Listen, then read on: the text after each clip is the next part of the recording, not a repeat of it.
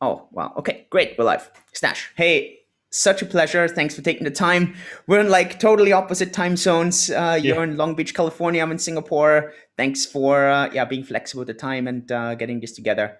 Um, we're gonna have an exciting talk on NFTs. But first, especially for the German audience, I'm not sure how many know you. Have been following you. Who are you? How did you get into crypto? Um, yeah, that's kind of the first question, I guess, to start off. There you go. Yeah, I love my German friends. Like I was telling you earlier, actually, I lived in Germany for quite a few Schweinfurt. years when I was younger, and it's a special place in my heart. It does. But yeah, when it comes to my journey here with crypto, I really got into it in the end of 2013. That's when I first read Satoshi's white paper. Right I had seen during it the hype back before. then, huh? That was Yeah, just the yeah. hype. Yeah. Right. I had seen it before and I just kind of dismissed it because I didn't really do any research. I didn't look into it. I just kind of randomly came across it in a subreddit. And I was like, okay, well, this is cool. And then I went to go click on a link to go buy. And then I saw like there was Litecoin. I was like, nah, this is a scam. So I passed it up. And then 2013 is when I actually like, okay, I got to look at this. And I did my own research and I read the white paper and it was just like, What's your background? Are you tech or finance or what's your background?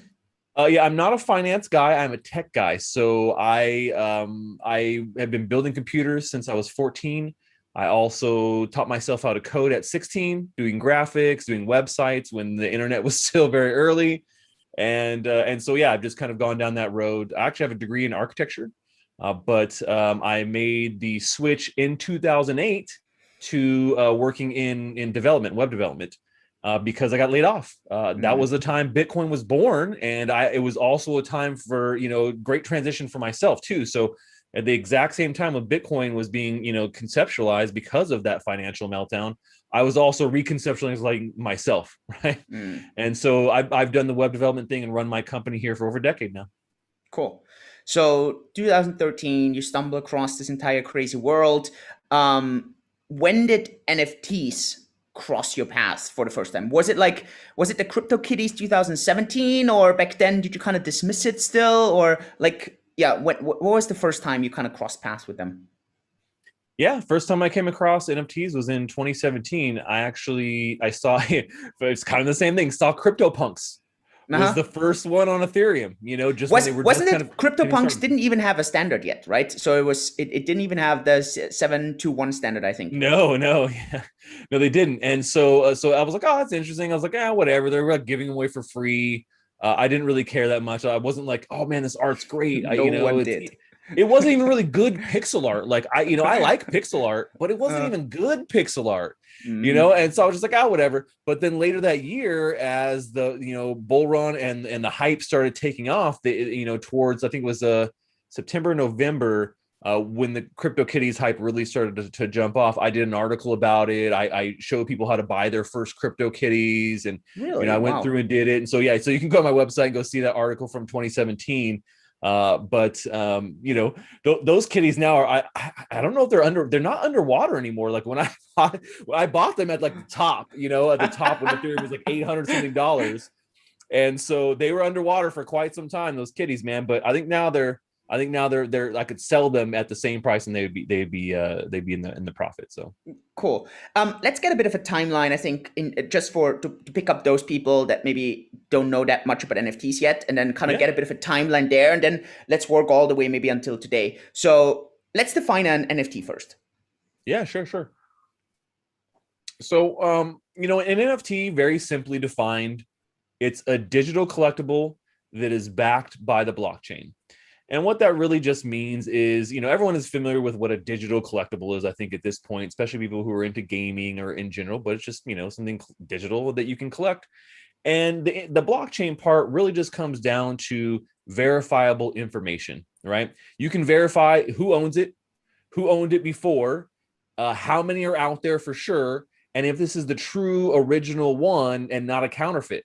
Those things are important, right? I don't want to be buying counterfeit art. I don't want to be buying counterfeit NFTs. I also want to make sure it's from the original owner and that I can verify that it is rare, that there's only 10 or 1,000 or whatever it may be. Yep, cool. Before I ask a couple of critical questions, and is there actually value in those? And I've seen a lot of posts from you that kind of are really, really solid and really very fundamental. Let's go first with the history. So, very first Yeah. one, CryptoPunks, right? Beginning or mid 2017, or when did this entire concept kind of start to go from those fungible tokens or fungible coins like the ERC20s and Bitcoin and so on? What was the very first time? Yeah, I mean, I think for most people it was CryptoKitties. There were very people who had really heard about CryptoPunks. It was not a big thing. Mm. It was like, oh my gosh, this is so cool. CryptoKitties was really the first, like, whoa, this is way beyond. It had like you could breed them and all these. It was like a little game, and so there was a lot to it in comparison to what was out there, which was nothing. And So that one really kicked CryptoKitty, things sorry, off. no, CryptoKitties was the first one, right? That had the standard ERC 721 already, as far as I remember. Yeah, I don't. When they launched, I'm not even sure if they were actually still they were on that standard or not. Okay. I don't know if they were. They might have been. Yeah, they might have been. But yeah, in general, that was the real first legit one, and yeah, they might have been on ERC 721 at that time, because that was a new improvement that they had made to Ethereum. I think unofficially that year, and they made it official. I think the next year.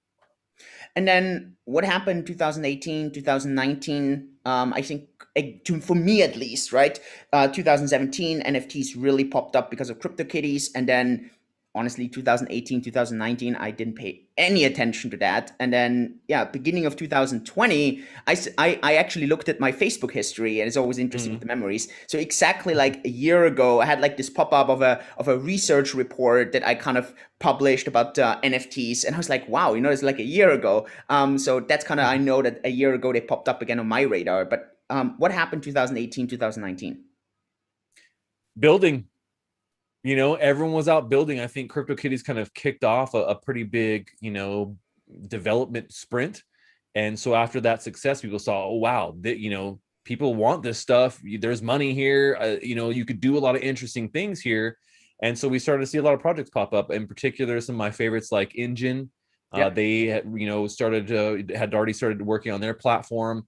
And in 2018, it was a big year for them. As a matter of fact, that was the year where actually I minted my first NFT in conjunction with Enjin, and I was like the first content creator ever to have his own NFT. Like that Cool. was it, man. There was nobody had done it before. Usually, before that was really just like developers were working on it, and like a game or something that they were developing, but no individuals had really gone and done that, and definitely not in conjunction, with one of these projects. So with Enjin, I airdropped like 5,000 of these to all the Enjin army. Right, I'm now the general of the Enjin army, by the way. So I've been with the Enjin community since the ICO days. And same thing with Wax. I've been with Wax since the ICO. There were two projects that I believed in from the get-go, and they were both kind of working on those things during that time. Now, Enjin's pivoted Wax has pivoted quite a bit since then, but Enjin has maintained, pretty much the direction they're going, and they have a huge stable of games now that are, done or almost done in development. Game development takes quite some time, but they fleshed out that ecosystem with the full marketplace, and then they created the ERC 1155 standard, which improved on 721 in a bunch of different ways. Gave you a bunch of new options to do things with tokens, and so at the same time, we saw other blockchains kind of start thinking about NFTs in 2018, 2019, but nobody really made much progress really until 2020 on like alternative things outside of those couple of companies. And now we've seen, I think the beginning of 2020 was when we really saw Wax start to take off. Yeah. And they have brought in some big IPs, and the ecosystem has developed quite a bit. So yeah, and there's been other things that have kind of popped up during those times, but I feel like those have been the very solid leaders, during that time. And there's been a couple other like NFT projects on Ethereum that have been really good too, and have expanded the ecosystem kind of during that time as well. So. Give me the elevator pitches for Enjin and for Wax. We'll link up everything down below with all the Sure. references so people can just click on those. But what's like the elevator pitch for Wax and for Enjin? Yeah, so Enjin is all about helping developers of games to incorporate blockchain elements into their games quickly. So they have like a whole software set, right? Tool set, we call it an SDK for developers that make games on Unity or Unreal, whatever it may be, right? This is a Unity set, I think, is the first one that came out. And then they did like a Minecraft enabled plugin too, so you could literally just toss blockchain elements into any Minecraft custom server. And so essentially they're building these set of tools, but they have a really amazing wallet that kind of is part of the whole ecosystem and the marketplace and everything. So it's a whole complete thing with Enjin there, but it's really focused on blockchain gaming and helping developers to incorporate that into their workflow. Cool. Wax.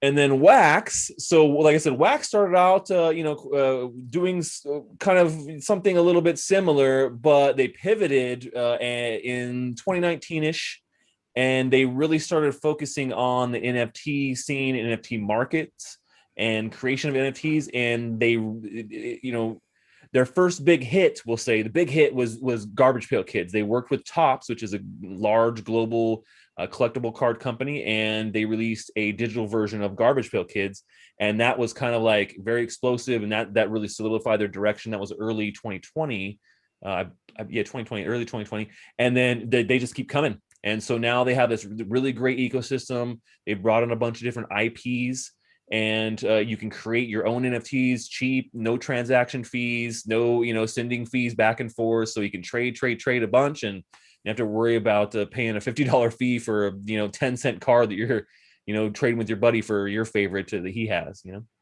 Cool. Can I throw a couple of other names at you, and you kind of give a bit of a background or a bit of an throw them out? Yep. Rarible. Yeah, Rarible. So Rarible is, I would say probably the second most popular open marketplace on Ethereum. And when I say open, I mean it's not a curated marketplace like some of the other ones, Super Rare, Nifty Gateway, Known Origin. There's a bunch of the curated ones. OpenSea is the big, OpenSea is the big open marketplace. So there's kind of two of them, and Rarible is definitely I would say the number two there. And I think one of the cool things that they did, which I love, is how they incorporated a token into their platform, the Rari token, for any time you buy or sell. Then you get a little bit of that Rari, and it's kind of built into the platform. And every I think it's every month or every couple of weeks, something like that. I don't know what the drop schedule is, but they calculate, I think, every week or something, and you get tokens based upon your transaction history. And what's the difference from the curated and the totally open ones? Like Super Rare, for example, I think is a bit of a quite a popular of the curated ones. Mm-hmm. Yeah. I mean, the open ones, you can just go register and sign up. It's open. You don't have to, no one stops you. And then Super Rare, you have to actually apply. You have to show them your work. You can't just automatically get an account. So they have to approve you, and they don't approve everybody. And sometimes they don't even reply to everybody. But with Rare or OpenSea, anybody can just go on there with your wallet and start selling. What's your take on that? Like curated versus non-curated? I mean, I feel it's an ongoing discussion in the NFT community. Also, whenever it's like, you want to have an ongoing discussion, throw in this question. Yeah. I mean, I think that there is a place for both. I wouldn't want it to just be one way or the other, but you look at what's happening on Rarible and OpenSea, and with the ability for everyone to kind of mint for free and things like that, it's just a plethora of stuff, and not most of it's not that good, and a lot of it could be scams, or it could be plagiarized or forged art, something people stole from somebody else. On these curated platforms, they do their due diligence there, and you're not getting that on that platform. So those are the big differences. Decentraland, man, you run me through the ringer. I love it. So Decentraland was the first virtual NFT-based land game, and basically what it really means is that there is this whole world, the virtual world, and you can go and purchase the actual land inside of this world, and you build whatever you want on it. I mean, you could do an experience, you could do a game, you could do a casino, which there are quite a few of those in there. So it gives you a lot of flexibility to do some really cool things in these kind of what they call virtual land worlds. But I mean, you could just, even if you didn't want to build on it, you could just speculate, buy and sell land, or you could rent it to somebody else, maybe. And there's a lot of great connectivity there, because you can display things like NFTs, or sell things directly. They're connecting this stuff now. You can sell things directly in there. Yeah, so it's pretty cool. So, and they've really expanded on that quite a bit.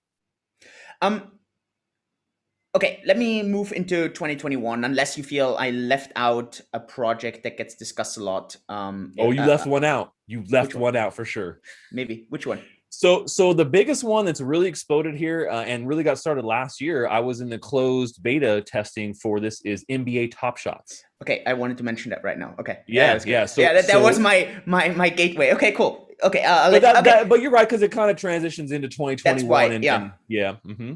Okay, Yeah. because my question would have been if we transition, then my question would be, and that's where I would have like used that gateway. Why do you think in 2021 we have seen like a meteoric rise in Yeah. NFTs, right? Yeah. And especially in daily active users, in trading volume, in Everything. popularity, and not only in crypto, right? I mean, Mark Cuban, Vaynerchuk, Mhm. right? Suddenly, like Chamas Palihapitiya, suddenly so many people come out and like, oh yeah, like NFTs, that's Yeah. the shit, like that stuff, right? What do you think was the catalyst? Was this NBA Top Shots? Was it people being that successful with this NFT? Where do you, or was it all together? I personally, I attribute it to DeFi. I Oh, know that really? sounds crazy, but I'll tell you why. So, last year in 2020, we had what we call lovingly in DeFi summer, right?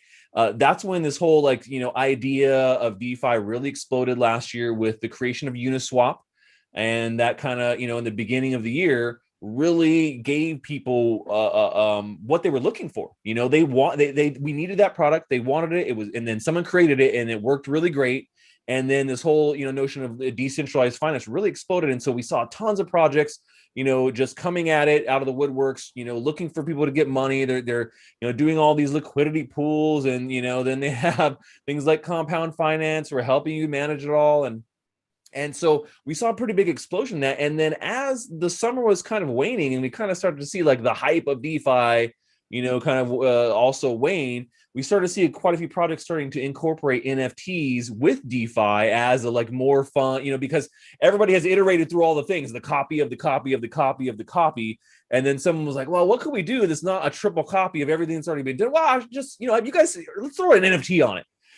And so a lot of projects did. And one of my buddies in the meme project, if you're familiar with meme as Yep. a token, they're same thing. It's a DeFi based platform, and they were one of the real big pioneers of adding an NFT to their platform to incentivize people, and essentially mining these NFTs with their DeFi platform. So I really think that was kind of one of the catalysts, because people started kind of looking for new ways to rehash that same DeFi money train, and they did. And then other projects that were already working on NFT stuff outside of DeFi also started to pick up steam. So some of my favorite projects out there, like Gods Unchained, and some projects on Ethereum, and a couple others out there too. They really, that this is when they started coming into their own. And I think Top Shots definitely did lead the way on that coming out of the year. But like even like November, October of last year, they had just come out of closed beta. Top Shots had, and nope, still people weren't like hyped on it. I actually got salty at the team because it's something that they did, and I sold like most of my moments because I was like, this, I'm over that. I couldn't believe they did this. I was so pissed at them, and it's like, I get it, it's closed, it's beta, and you guys, but I was just so mad, what happened, and I got really salty, and I sold like most of my collection for like pennies, man, for like, I mean, not actual pennies, but very small amounts. And then I kind of had my head down working on my own blockchain projects the rest of that year, and wasn't really doing too much with Top Shots. And then Decemberish, it just exploded. I mean, people were just, they would love it. There, some people got a hold, and then it was just this big snowball effect. And by January, the prices were going through the roof. Hundreds of thousands of people want to get on the pack drops. I mean, I was at a time where like there was no drops. You just went to the store and just bought as many as you want, and so it's come quite a long way, and they've actually come over, overcome quite a few challenges to really position themselves as the mainstream kind of avenue for a lot of people to get in. And so now, yeah, the floodgates have just kind of come open, I think, since December. And we've seen a bunch of other projects and people trying to capitalize on this. The Lindsay Lohans and the Mark Yep. Cubans and the countless other D-list celebrities that are trying to stay relevant by making their own NFTs. And some people have done it right. Some celebrities have done it right, and others just are looking for the cash grab. The Logan Pauls of the world, is in my opinion. But people like Blau with his release. I think he did a really great job and very thoughtful on how to do that. I don't know about that one. Can you share that one? Yeah, so he's like an electronic artist, and he released his NFT collection, which gave you a bunch of benefits and cool things. And he Do you know like grossed. what are the details? Like what are the NFTs and what are the additional benefits? I know for sure that's one of them is like you get VIP access, like lifetime access to any of his shows in Las Vegas. You literally just show the NFT, you walk in, boom, your VIP, it's it every time. No, you don't have to pay anything. And so one of my friends, Ken Bozak, actually has one of those, I believe there.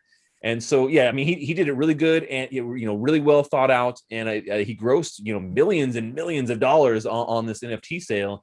And we've seen a couple other ones. Like I picked up a Grimes original off of Nifty Gateway just not too long ago. It's the girlfriend of Elon Musk. And, she's a She great, raised like 6 artist. million or something, right? Yeah, exactly. She's a great artist in her own right, outside of just doing her own NFT. So I feel like that had value. But yeah, we see a lot of people, I think, going for a cash grab here with the hype, for sure. You mentioned Gods Unchained. You mentioned, I mean, obviously NBA Top Shots. Also, Jarek here on the chat asks about Red Fox Labs. Yeah. Can you do three, like again, like elevator pitches on for all the three? So Gods Unchained. Sure. Yeah. So Gods Unchained, I've been playing that also since the closed beta. I get it a lot on ground floor stuff, especially if it has to do with gaming and NFTs, because I've just been covering it. That's what I've focused on for years now. When people were like, "What's an NFT?" They didn't know. I was trying to give these things away at events, like custom ones I made. People like two people were like, "Yeah, I'll take one." But Gods Unchained, I've been with them since the closed beta in 2018, and it's a collectible card game. Oh, yeah, it's a collectible card game, very much like Hearthstone or Magic the Gathering, but you actually own your cards. You can own them, trade them, you can earn them in game without having to buy them, which is very different from how Hearthstone works and some of those other games. So really fun, love the team, love the story there. And it's a free to play game, so you just jump on and you start playing to earn. That's one of the big models I have out there is hashtag play to earn. So one of my faves is all time is Gods Unchained for sure. Cool. Mm-hmm. NBA Top and then Shots? so yeah, looking at RFox and their main RFox Labs. So their main flagship is Cogs. And it's basically a variant or version of the Pogs game, like Milk Caps, very popular back in like maybe the 80s, early 90s. Kind of swept the whole world, I think, at that time. And I remember playing Pogs back in the day when I was in middle school, and it was a lot of fun. And so what they've done is created a very collectible version of this called Cogs, which actually stands for Keys to Other Games. And their idea is that these cogs will also allow you in the future access to other RFox offerings and possibly other offerings on other chains. Having them in your wallet unlock something, right? But right now they're on their second edition, and you can collect your cogs. You can put them into sets and then stick them into what they call a tube. So tubes are just like tubes that you put your cogs in, and you can stake them. So you stake your cogs in your tube, and you earn RFox tokens at these different milestones. So very fun. I actually was just playing Cogs on my weekly blockchain gaming stream last week. Yeah, cool. Secret Agent Stache show. Cool. Okay. NBA Top Shots? And then, like Top Shots, very straightforward. It is, collectible moments from the NBA. So they're actual video clips of some of these massive plays. LeBron James is the monster dunk in your face, and you can own that clip. And it's fairly straightforward, but it's super fun.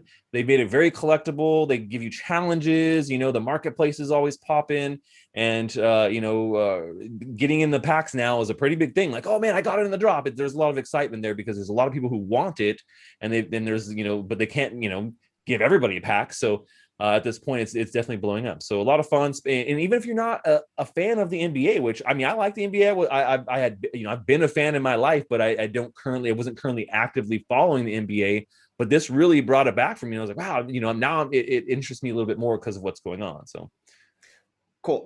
The last project that I want to ask about now, and then I would really want to talk about valuations, or want to talk about sure. hype versus flop. Yeah. Beeple. What happened there? I don't know, man. That dude got lucky as hell. I mean, I won't. Okay, no, he works hard, man. I'm not gonna say he got lucky. What it comes down to is that Got he lucky was able. overnight after 5,000 days of dropping art every Right. day. Yeah. No, it's like he works very hard, and he had been working on that project, and it was really the thing that put him on the map. Right, is this Beeple every day with this? He's doing something every day for so long, kind of compiled it into this really cool offering. And so yeah, Do you want to give some I think. background? Maybe because I really feel there's a big thing right now also with Christie's and so on. Do you want to give some background, like who are we actually talking about? What did this person do, and why am I actually bringing up this name?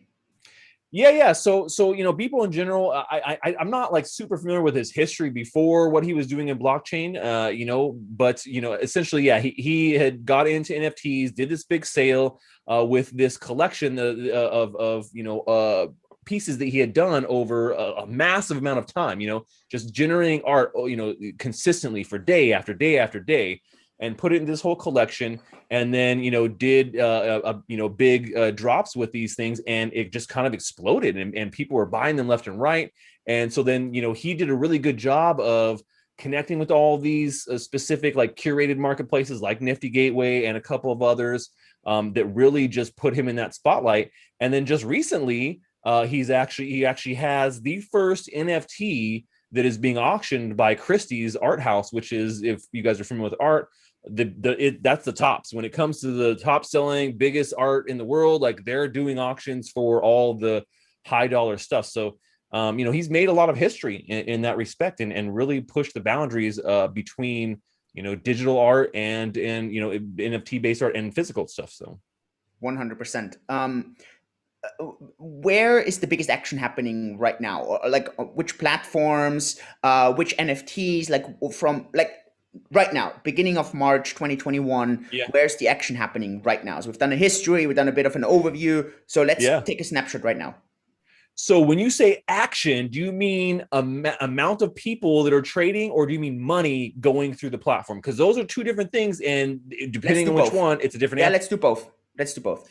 So when it comes to money going through a platform, the Flow blockchain, which is the home to NBA Top Shots, is by far has smashed everything. I mean, I think you can combine the sales of OpenSea and Rarible, and you still barely touch what they're doing on a daily basis on Top Shots. So they're pushing millions of dollars in transactions through that blockchain on the daily.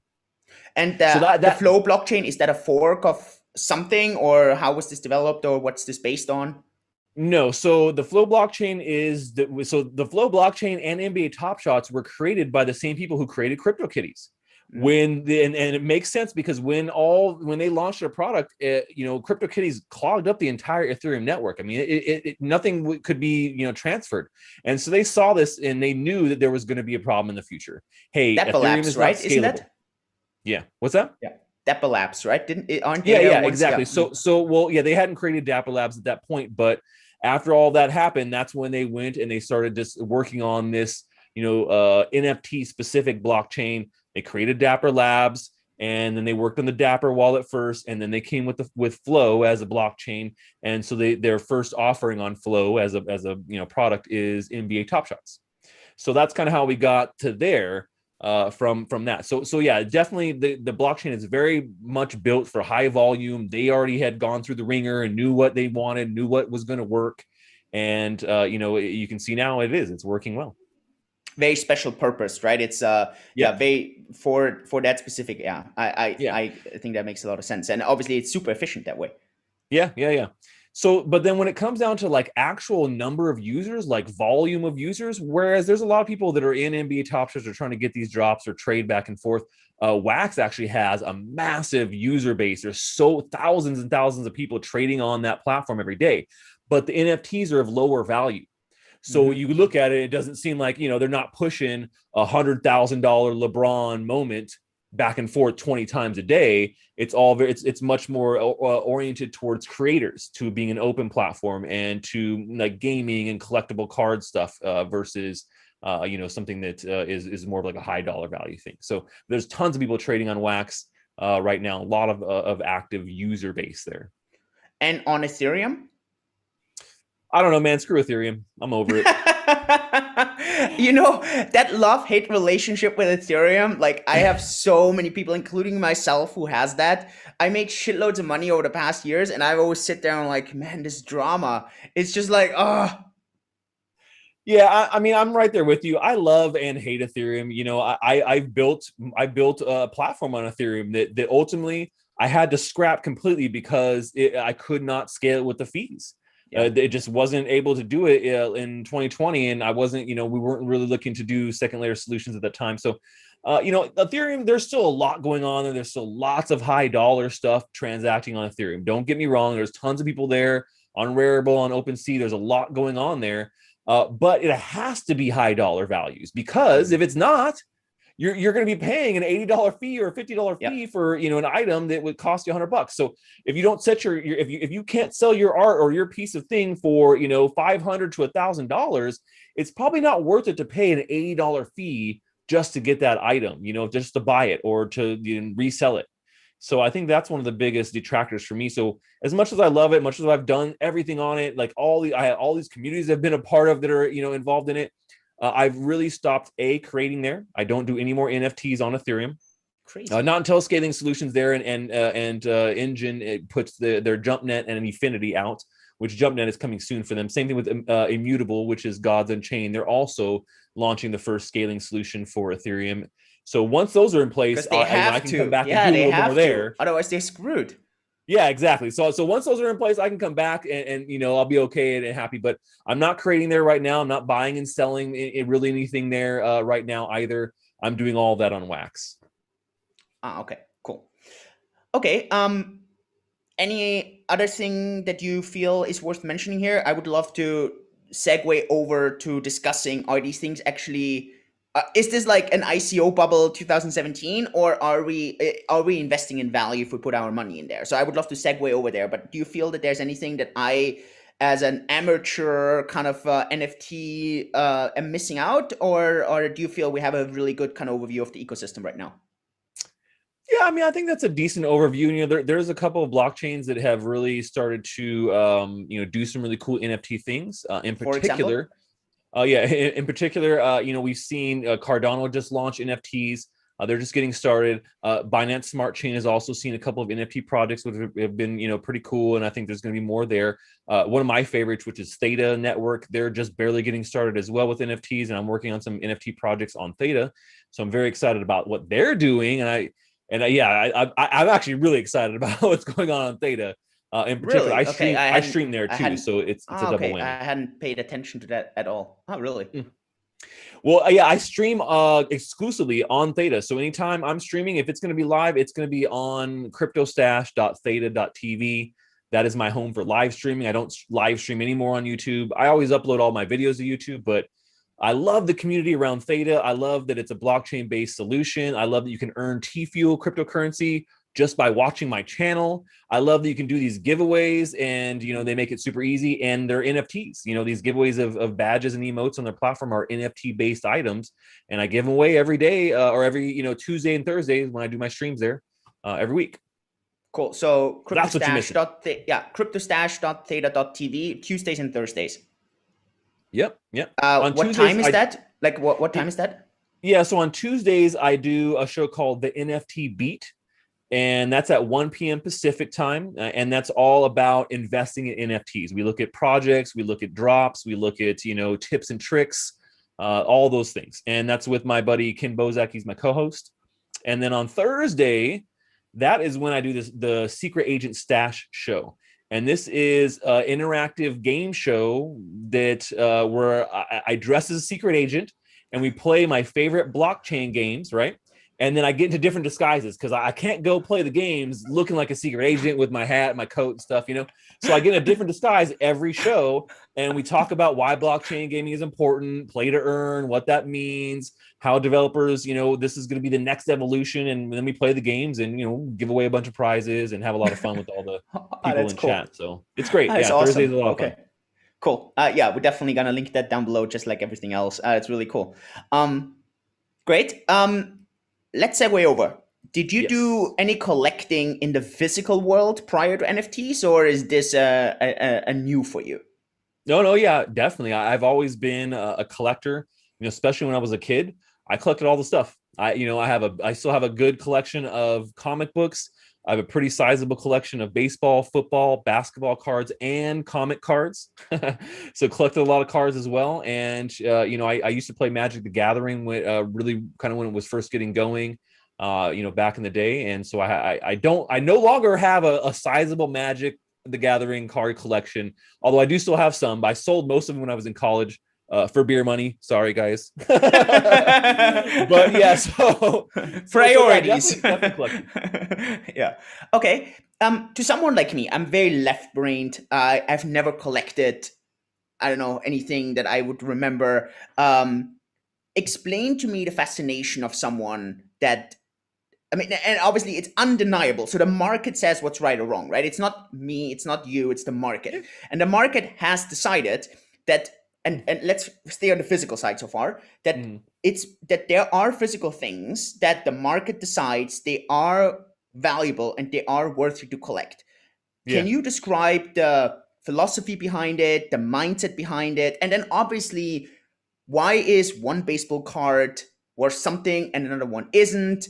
Like, Mm-hmm. I want to understand that mindset from a very fundamental basis. Don't try and understand it. It's crazy. Sometimes I think like, there's no, I don't know. Is there good reason? Like, I think that there's, just like anything that people enjoy, there's a little bit of excitement in all of these things, in particular when it comes to cards, which, I really love, getting a pack, you don't know what's in it. It could be anything. Who knows? It could be the best thing you want or your favorite player. They're there. And so that knowing that and like ripping them open, doing pack rips, I think that's one of the really cool elements. And obviously, I think too, it also triggers a little bit of dopamine response because it's a little bit like gambling, right? Mm-hmm. You pay $5. What am I going to get? Am I going to get a $50 card, or am I going to get all common crap cards that I don't, that have no value? And so yeah, I think that's a pretty big part of it.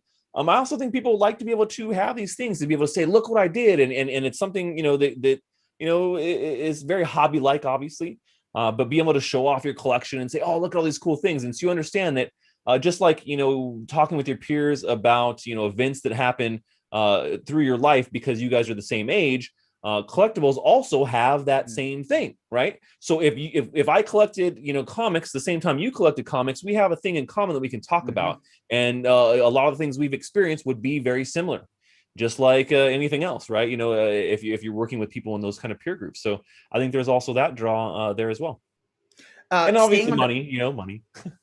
sure, staying on the physical one, me as a novice, like looking at, let's say, I don't know, Pokemon cards or Mhm. Magic cards, how would I be able to identify a card that's, I don't know, super valuable versus one that's not Yeah, valuable? Like, how would I, as or would I, how do I do that? that's hard. I mean, just plain and simple with physical items, it's pretty hard. There's price guides you can go get. Before really the internet, we had like a physical price guide you would look at, but now there's lots of great online sites you can go and kind of search for your card, and they'll show you a picture like, yeah, that's the one I got. Okay, it's the average value. They say it's about $5 or whatever.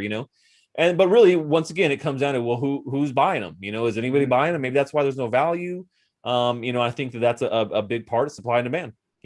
If there's not a lot of demand, and even if there's not a lot of supply, which it's rare, but there's just still no demand for it, may not really be worth something that's going to be a lot. So determining that is not the easiest thing when it comes to like really high end stuff. I mean, you have to get those things rated, which is expensive to kind of do. So you're talking about Pokemon where, maybe you have like this golden Charizard card or something that's worth, a lot of money.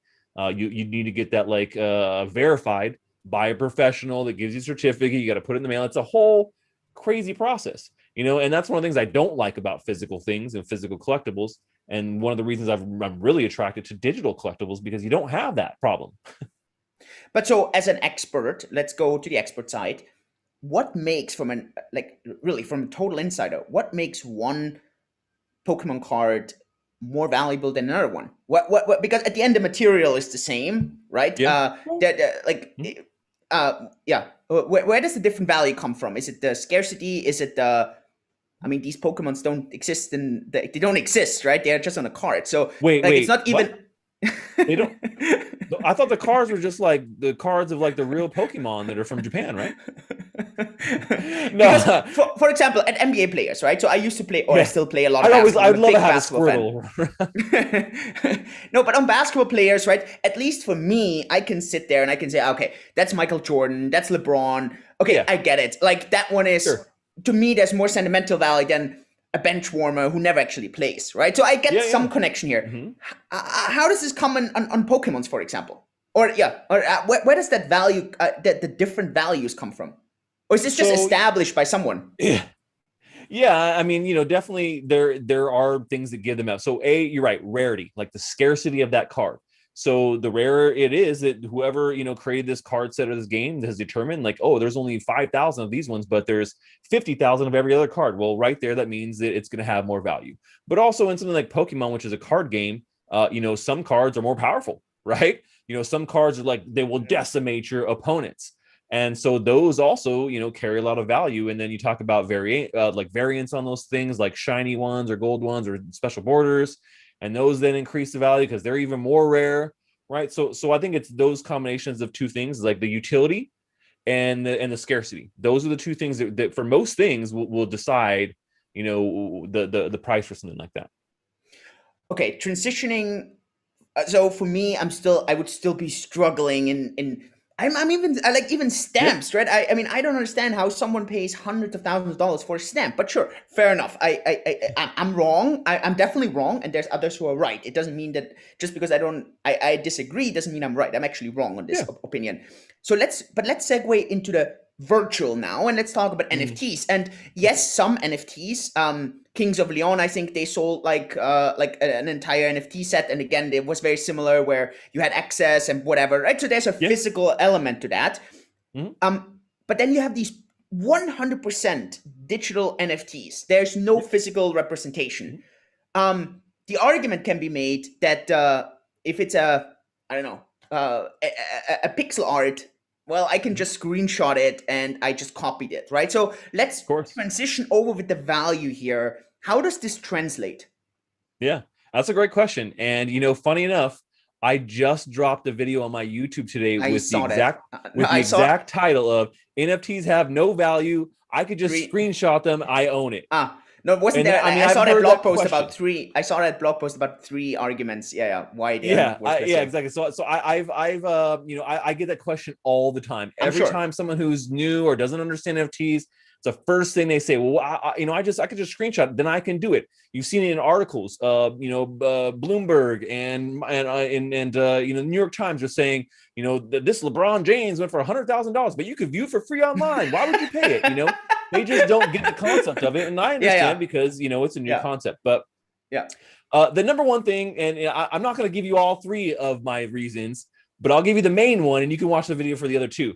So the main thing that really gives NFT value when you talk about them being a purely digital form of art or creation, it has nothing to do with the fact that you can view it. Viewing has nothing to do with what gives an NFT value. That's it. But people think that's what it is. They think, oh, well, if you paid for it, that's what you're getting. You're getting that you get the ability to view it, but everybody could do it. Well, no, it's not about viewing. Just like with the Mona Lisa, the value, it's like you can go view it, but if you take a screenshot of that Mona Lisa and then trying to sell it to somebody, good luck. It's not going to work. And why doesn't it work? Well, because people know that's not the real Mona Lisa, man. The real Mona Lisa is in the Louvre. And we know that it's been there forever, and it has this history that we can track, that has been tracked, right? That's called provenance. And so it's a French word that just basically means the history of an item, right? In particular, usually a historic item or art or something like that. And so that's exactly what blockchain does with digital items, but it does it better because it's being pushed to an immutable blockchain where the history of this item can always be determined by anybody. It's public, it's there, it can't be changed. So you know for sure who created it, when it was created, how much it was sold for, and the history of the transactions after that to, you know, whatever wallets ended up taking possession. So that provenance is there. And on top of that, you can't forge it. You could go create a copy and go slap it on and make your own, you know, like someone could go screenshot my Stache NFTs, go make their own NFTs that look just like mine, but they wouldn't have the history. That's what you're buying. That's what you're paying for. You're paying for the fact that you can verify it, that you know that this is the one created by Stache. That is what gives it value, that there is history there. The other one that some dude created with my other NFT, that doesn't have the history there. It doesn't lead back to me. So there's no value there. If you really want an original of mine, or, you know, you could have a knockoff, I guess, but I'm not in the habit of buying knockoff Gucci bags. Some people are, though. Mm-hmm. I want to share an experience and then kind of get a bit of your feedback. So I think Jack Dorsey started this owning your tweets, right? And so one person sent me an offer for $100. And so the interesting thing was this girl paid $50 transaction fee to pay me $100. So this person bought one of my tweets. So I was wondering, okay, so I get what you're saying. It's not that that person has the right to own the tweet. That person can say, hey, you know what? I bought one of Julian's tweets and I own this very specific tweet. But so let's say there's a second, a third, a fourth, a fifth service who also lets me sell my tweet on that service, right?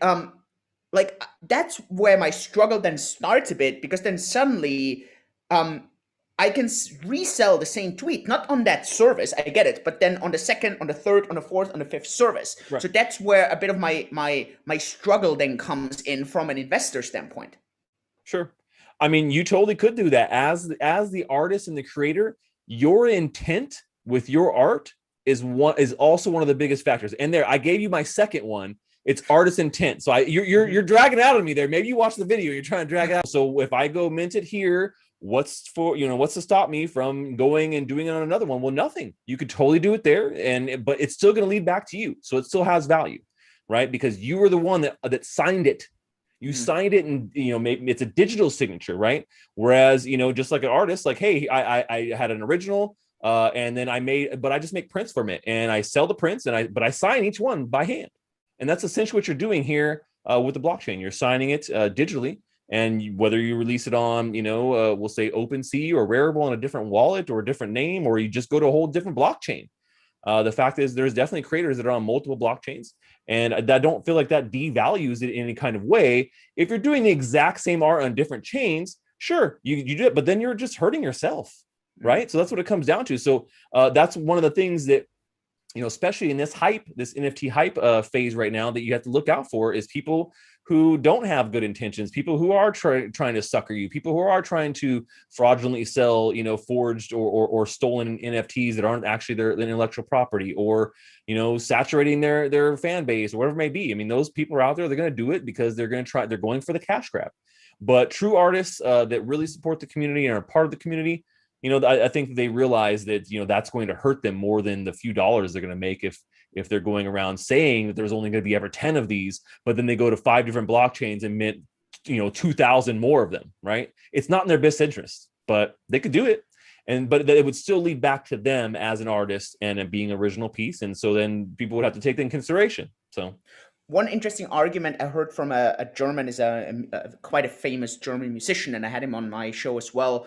And he actually sold NFT jingles. So he produced 100 jingles and sold those, and the person buying them obviously had the right. And so I asked him the same question, and he said, the cool thing about NFTs is the timestamp on the blockchain, and then with that timestamp, there is unforgeably an original where like on which block. So because I asked him the same question, he could say, yeah, of course, yes, but then there's this version 1, right? So if I sold it 10 times, yes, it could be, but then version 1 will always be the original, the provenance, right? There's the story. How do you see this? Do you see this differently? Anything that you would disagree with here? I really felt that argument that he gave me there was to me quite that made sense to my left brain, right?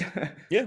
Well, and that's what I'm saying. So, people will ask, like, well, what about you say that the one that artist put on the blockchain and is minting, that's the original, but it's not. What about the one on his computer? That Mm, one's the original. Well, no, it's not. Do you know? Because the artist says the one he signed in the blockchain, and it's still like that is he said that's original. His mm, intent and what he says is one of the biggest factors of what gives something that kind of value. And so, yeah, a mint number one of something always has more value than the second mint, and you'll see that in marketplaces. Mint number ones of anything are always going to be higher priced because they're more desirable. They were the first one created. You have that first one, but the second copy doesn't hold any less weight. It's still signed by the artist. It still will lead back to them, and so you got to look at, like, well, what's going to be the max supply? Is it only going to be two, or is it going to be 10,000? Well, if yeah. it's 10,000 and you got mint two, I mean, that's great, but obviously there's way more copies out there, and you got to take that in consideration. Yeah, I mean, I love that quote. That it's not about NFTs are not about the right to view. It's really about the provenance of that. I think that's such Mhm. a strong value proposition. Yeah, Um, I want to push out another criticism, and that's a criticism that actually I experience myself. So I have a really large mhm. audience. I'm contacted at the moment probably one or two times a day by NFT creators, NFT idea people, and they're like, "Look, Julian, you can actually create the future yourself. We start working together. You shill those NFTs, and just by you shilling them, you make them valuable, right? Just that Sure. fact." So on the one hand, I get what they're saying, and it sounds appealing, but on the other hand, I don't, this is not me, right? I don't want to do that. Mhm. So, like, do you see some, I mean, you mentioned a couple of times cash grabs and so on. Do you see a bit Yeah. of a challenge in that? Or, and yeah, address that a bit. You're right, and it really depends on how you go about it. So if you create an NFT that has no utility behind it, and you're literally just trying to, because you have a big audience, pump it, and there's nothing else to it except for you created some shitty art and you put a high dollar value on it because you have a lot of followers, they say, oh yeah, sure, we'll grab that. But you have no intention in supporting it in the future, creating more, or doing something with it, then that's a project I don't want to be a part of. But if you can give it some sort of utility that makes sense, I think that there's nothing wrong with that. I've actually done that multiple times. In 2019, I created a crypto stash founders token. And so this was for my community, and I mostly gave them away for free. I did sell a couple, but mostly I just gave them away to community supporters, people who were around at that time that had been supporting me already. But it gives you benefits. You hold this NFT token in your wallet, and every month you got certain benefits, right? One of them, which was really fun and cool, and we've been doing for years until just recently because of fees, was called the Wheel of Crypto, and it's an actual wheel with a bunch of prizes on it that I physically spin, and I pick 3 wallets every month to get a spin, and so they get prizes and things on that. So there's value there. I'm not just slapping my damn face on something and saying buy me, and then I don't give a shit after that. Like there's it's a way to be able to engage your community, right? To be able to give them special rewards or access to you in some sort of way. You could do something as simple as saying, all right, I want to be able to give my community 100 hours this year. So I'm going to create a unique NFT token, and I'm going to fractionalize my time, that 100 hours, into 10-hour or 10-minute increments, or 30-minute increments, or an hour increment, right? And then you sell those and saying, okay, well, what is an hour worth of my time? What is that worth? Is it $200? Is it $100? 50? I don't know. Maybe it's €1,000. But now you put that price tag on there, and you've given that NFT utility. It has worth to you, it has worth to your community, and it actually, redeeming something like that would actually, I think, be helpful to people. So there's so many things And you it can might go do. up over time because let's see, like Good. let's say maybe today the hour is worth $1,000, and maybe in 10 years it's $100,000 because you are like so successful and Yeah, famous. That's like it surely holy could. crap. Yeah. Yeah, it surely could, and you could even put you could do mechanics on where it's like, oh well, you can only use it in this year because it's it says that's the expiration date, and if you don't use it by then, then you forfeit your hour or something. So you could do all kinds of things with that, and I think there's a lot, and that's just barely scratching the surface. That was a very basic example, but yes, there's lots of different ways you can do that and do it well. Cool. That just gives me an idea because I think for a charitable cause this would be super amazing. Yeah. What other ideas have you seen out there from creators where you thought, you know what, that's well done. Like there's value to the community in doing that. Any Mhm. other ideas that I could think about for a charitable cause? I thought this is really nice, actually. Yeah. Charity is a great way to do it as well. One of the cool things I've seen too is like staking of NFTs. So that's something that we're starting to see on the Wax blockchain right now. And you can essentially, some of these, this project actually called Our Planet, you can stake Wax NFTs there and you get like their native cryptocurrency that's part of their little game. And so, that's another thing that kind of gives, those projects. And currently, is it just something fun and cool that I can collect from somebody I really like or admire or whatever it may be? But now I can actually go stake it on this other platform and I get extra utility. So, that's one of the cool things that you're not limited by is that if you create an NFT, anybody could go and say, hey, you know what? If you own Julian's, time NFT, I'm going to give anybody who owns that NFT, 5 minutes of my time too. And that's, like I said, once again, simple example, but so there's a lot of ways to like piggyback too. And that's a cool thing I've started to see within the community is community projects working with each other and saying, hey, let's collab. And so if this person has this thing or this person has this thing, it may unlock this thing in this other game. And we talked a little bit about that earlier with Cogs, being able to do something like that as well. So I think that's definitely something we'll start to see a lot more of too. Cool. How do you see the royalty system like happening? Like the reselling and so on. Mm-hmm. Royalty system is great. I mean, I think that's one of the biggest Can you explain it cornerstones. briefly? Yeah. So it's Yeah. one of the biggest cornerstones I think of doing art on these platforms. Essentially, you create an NFT, you sell it for $100 to somebody. He's all super happy. You get the $100, right, or whatever, minus whatever fees maybe you got to pay for marketplace. And he goes and he takes it and he resells it for 1,000, right? And so you've put a royalty fee on that when you created it of 10%. Now you've made $100 off his sale. And then the next guy, he bought it for 1,000. He's like, man, I'm going to flip this for 10,000. So then he sells it for 10,000. You get 10% of that sale too. And so on forever. What are reasonable royalties? Where do you feel these are like totally unreasonable, or what do you like, or is there a standard already? I would say a 10% royalty is fairly standard from what you see across kind of the industry. A lot of platforms allow you to set your own royalty. So you could do it you could zero, you could just take nothing, or 15 or 20% or 25.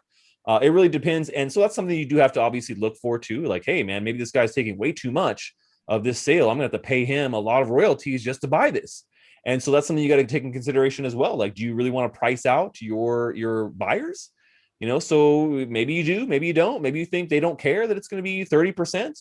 But in particular, I think keeping it at a decent, acceptable level makes sense. You still get to get some of those residuals, and they're not paying too much to be able to collect your art.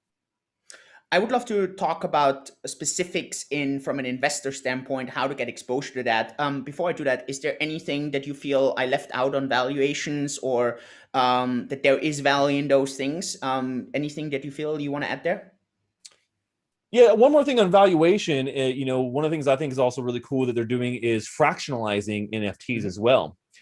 So that's something that we're starting to see with a couple of projects where they take a basket of NFTs, and then maybe they're high dollar ones from big artists or something, and they fractionalize them and say, okay, well, we have this big basket of these NFTs, and we're going to do 10,000 pieces that represent all these NFTs. And so if you hold a piece of that, it's like you're holding a little piece of that collection or a piece of that NFT, instead of having to buy the whole thing. So that was actually a pretty cool concept. I think we'll see a lot more of that as well as NFTs, in particular high dollar ones, increase in value. Cool. Cool. I want to throw a quote at you when we talk about investing, and I want to hear your Mm-hmm. feedback. NFTs long term completely undervalued. NFT short term overvalued. What's your statement on that? I would agree. I would kind of agree. I think that there are a lot of projects, NFT projects, that are very, hyped right now, and I think we're really just kind of starting to see that. I think that in the next 6 months, we'll really see a lot of things come on board that are very hyped and probably overvalued. But I do feel in the long term, the NFTs do a really great job of maintaining value in the long term, and I've seen that personally. I've had NFTs that I've held since 2018. In particular, a lot of Enjin NFTs and projects that I've backed. and they've just increased in value and increased in value. Even, we've gone through bear markets, and they're, maybe they kind of, stuck around, but it's been, increasing gradually up and up. And so I definitely feel like if you have a great project and, it's a, or a piece of art or something that is, in demand, then that's going to continue to happen. But I think we're seeing a lot of saturation too right now, and a lot of people just, doing it because they can. It's the cool thing to do. And today I saw like Taco Bell announcing they're going to do some NFTs, and I'm just like, now we know we're in a damn bubble, So when the fast food companies get on board, it's a bubble, man, and it's going to pop here anytime soon. But that doesn't mean there still isn't quality stuff out there. Just like in the ICO run up, there was a lot of crap, just shitcoin. But that doesn't mean that every ICO was bad, because they weren't. I participated in quite a few that, actually quality, and they're still around today and they're still doing well. Now, that wasn't the majority of them. And so I think that's what we're kind of seeing now too with NFTs, is that, and we've seen projects come and go before now. And I think we're going to see a lot more kind of pop in, make some money, maybe then leave, or, these celebrities do it real quick because it's trendy, and then they're not going to do it again after a year or so, So. Cool. Let's start at the very base. Bitcoin. How do you feel NFTs are gonna affect Bitcoin? Bullish? Doesn't matter at all. Rather bearish. So if I'm an investor and I'm like, man, all too complicated, but I have Bitcoin exposure, is that gonna be enough to participate on the NFTs? Or is this gonna be totally irrelevant? I don't think Bitcoin is really relevant when it comes to the NFT conversation, unfortunately. Some people have tried to do some kind of NFT stuff on Bitcoin, but you really just can't do much, with it, with with the, current, set of tools that Bitcoin provides for that. So I see them as kind of two different vehicles, investment vehicles, really. NFTs obviously are, more on the creative side. They're unique items, right? That's why they're called NFTs, non-fungible tokens, for people maybe they don't know. But that's what that means. It just means a unique item. Not, you can't put them together like a house and a house. Well, yeah, they're houses, man, but they don't go together. But every Bitcoin is like a Bitcoin. They're all the same. It's a penny. They're the same. It's whatever it may be. So I think that those are kind of two sides of a really amazing investing coin, in my opinion. So I'm always stashing my Bitcoin, just like I tell all my community of stashers. We're all about long-term investment and stashing our crypto, and that kind of goes inside with the NFTs too. Look at NFT projects that are going to be long term, and stash those away, and you can't go wrong. But definitely two different sides of the coin there, for sure. Do you think the NFT hype is gonna help rise Bitcoin prices, or do you rather think it's actually in danger because maybe NFTs are gonna compress again and they're gonna suck out some air out of Bitcoin, or do you think that's relatively independent? I feel like they're pretty independent. Yeah, I don't think that what's going on with NFTs is really going to do anything but just put more exposure onto the cryptocurrency world. So maybe, if anything, maybe it just encourages more people to get their feet wet. Maybe the first time they're even experiencing anything crypto is coming in because they heard about NFTs. They didn't give a crap about Bitcoin before, but NFTs are interesting, so they want to check it out, and then eventually, they'll buy some Bitcoin. Cool. Let's take it up a layer and say, okay, you know what? Bitcoin, the mother of all cryptocurrencies. No, not that relevant as an investment. Let's talk about the blockchains that I could invest in, where I really invest into the blockchain where NFTs are happening. You mentioned a couple before. Do you want to kind of a rundown of investable blockchains where people could buy the coins of those blockchains and would have, in theory, exposure to the NFT? Probably on some blockchains like Ethereum, not as much because there's so much other stuff happening, and then probably on other blockchains it's very, very specific because they're special purpose for NFTs. Right. I mean, there's quite a few of them, and I did mention a couple earlier, right? So Enjin is one of my favorite ones. Very focused on blockchain, but NFT development. Flow, that is the token behind the Flow network, and right now the token is not really incorporated so much into their platforms, but it definitely will be. Other ones are like Sand. Sand is very popular too. That is the native token of the Sandbox, which is also a virtual land world. And it's the one I've actually invested the most in, is in the Sandbox. I'm building a game there as well on my land. And so you can invest using that. Same thing with Decentraland, they have Mana, so that's their base token. So those ones are all both virtual land tokens. You can invest on that. Obviously, Wax is a great ecosystem, tons of NFT stuff going on there. A couple other ones like Ultra is a pretty cool one for game distribution and selling. Ultra IO. We talked about RFox a little bit earlier. That's another online. Axie Infinity, very popular game, has their own currency, AXS, which has been doing really well. Axie is a really fun game, really a good way to play to earn. You can earn a pretty decent amount there. And there's a couple other ones. Like I said, Rary was another one we talked about. Let me think, who else? Oh, Phantasma. Phantasma is definitely one of my favorite up and coming ones. I love what's going on in Phantasma. Phantasma. What about in only saying, you know what? I don't care about all the details. I just want to hold some ETH. I just want to hold some BNB. Right. I'm just going to hold some ADA. I don't know how much NFTs are happening on Polkadot. I don't know. But like, what about this strategy? Or do you think that's too diversified in a sense that ETH might go up or might go down because of NFTs, or BNB might go up or might go down, but the exposure is not strong enough? How do you see that? Yeah, I mean, I feel like if it's a solid blockchain like that, the price action is really not probably going to be determined by what's going on in the NFT world. Ethereum, has a lot more going on than just NFTs, and it always has. Same thing with some of these other ones like ADA and BNB and stuff like that. So I think that it's not. I don't think that that's really going to really affect those. I think those are all great coins that are good long term holds, but at this point, I don't think their ecosystems are robust enough to really make a big impact like that. Great. Let's take it up another notch. Are there any? You got a lot of notches, man. No, there's 2 more notches. Seriously, 2 dang, another notch. You're like the German emerald. Okay, so what about trading platforms? Is it possible to invest in those? So I don't know, like where not directly the NFT, but yeah, like maybe a step below where maybe they get aggregated, collected, or like a whale token, for example. Like, is it possible, like things like these?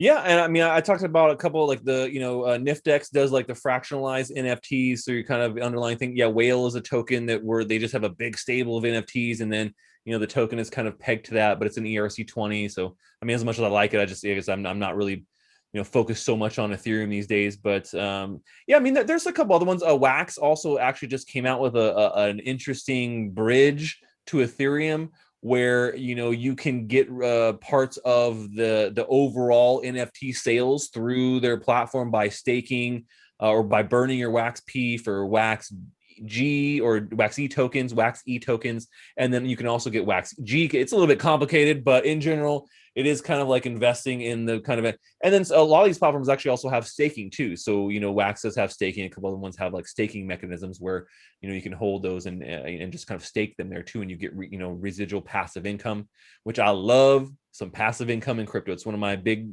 things, and staking is definitely one of the things I focus on too. Definitely. Is it possible to invest in OpenSea or Rarible, Super Rare, or what's possible there? Rarible, yes, because they have their own token, so you can say, "Oh, if I buy the token, I'm investing." But you can't directly invest in those as like a company. There's no, you can't like stock.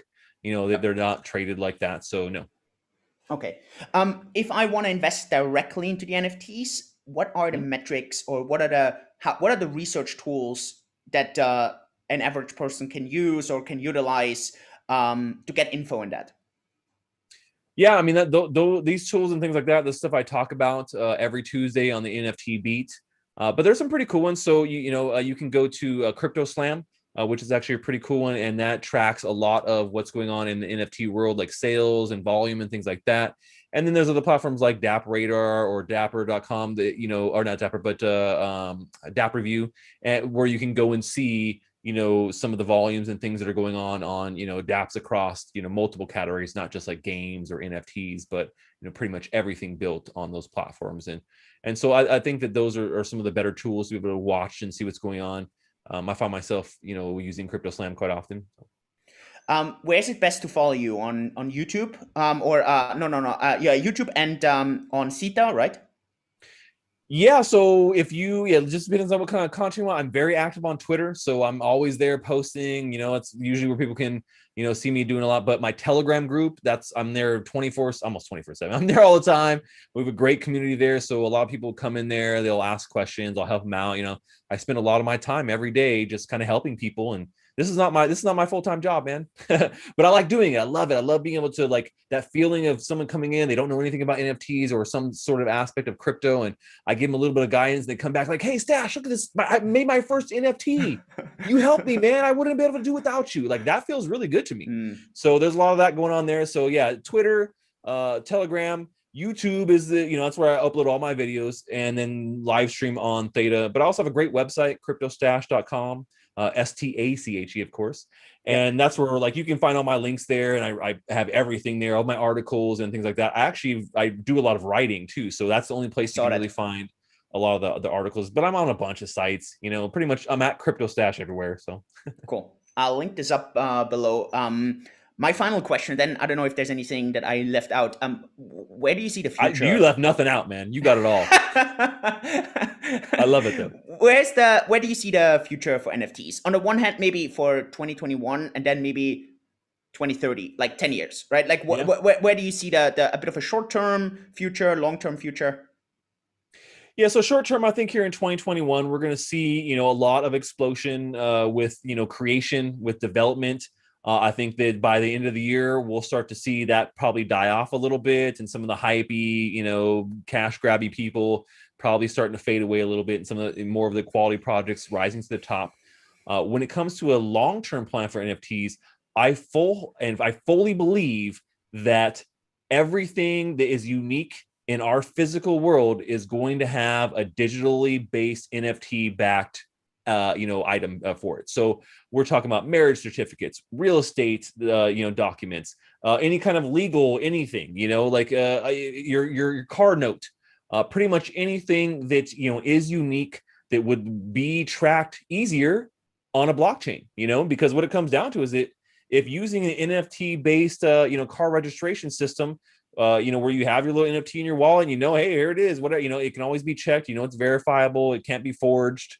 That maybe saves them, what, 20% efficiency, and what does that mean in dollars? Maybe that's $20,000 or 20 million.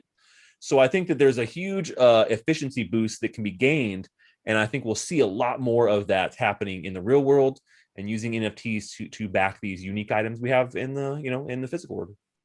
Cool. Yeah, that's gonna be an exciting one.